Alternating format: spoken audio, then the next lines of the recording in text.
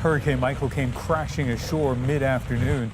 Its 250-kilometer-per-hour winds easily toppling beachfront homes, tearing off roofs and causing widespread damage to countless houses and businesses. This is a hurricane of the worst kind. The biggest threat, Michael's storm surge, up to 4 meters high, quickly swamping coastal communities where tens of thousands of residents ignored mandatory evacuation orders, perhaps not realizing just how strong Michael would be. And look at this. This is nature's fury, probably like Floridians have never seen before. That's because overnight, what was a Category 2 hurricane rapidly grew stronger.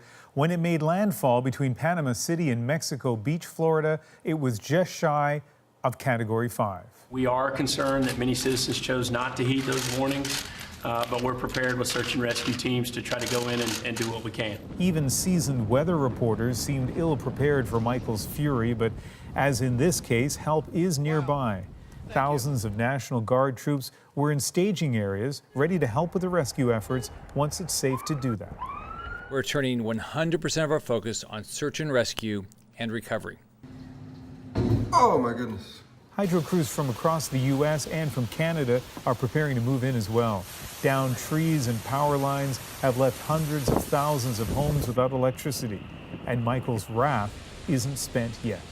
The citizens in Georgia need to wake up and pay attention. The hurricane has now moved inland. Tonight, Michael is grinding across Georgia, still packing powerful winds, torrential rain, and the threat of tornadoes.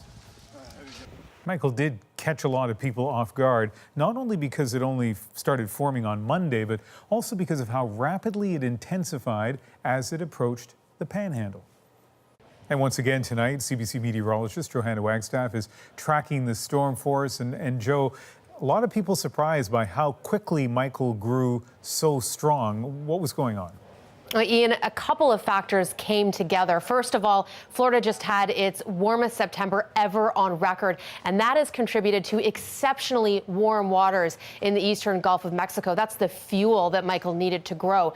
We also had very little wind shear. That's winds of different speeds that can help tear a storm apart. We had none of that. And finally, Michael did go through this rapid intensification process, going from a tropical storm to a major hurricane in less than a day.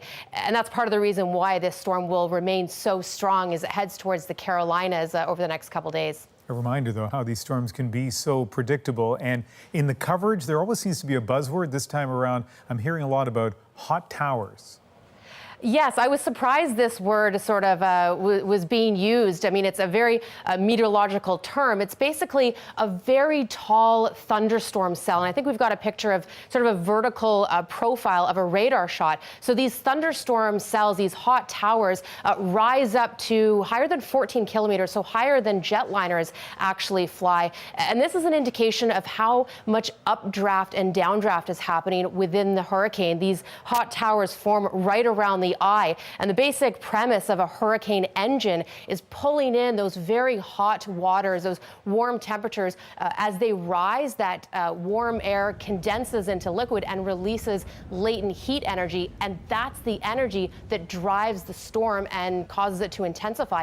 So one study has actually shown anytime we see these hot towers in a cyclone, they're twice as likely to intensify rapidly over the next 6 hours. And that is absolutely what we have seen with Michael. As always, so well explained. Thanks, Joe. You're welcome.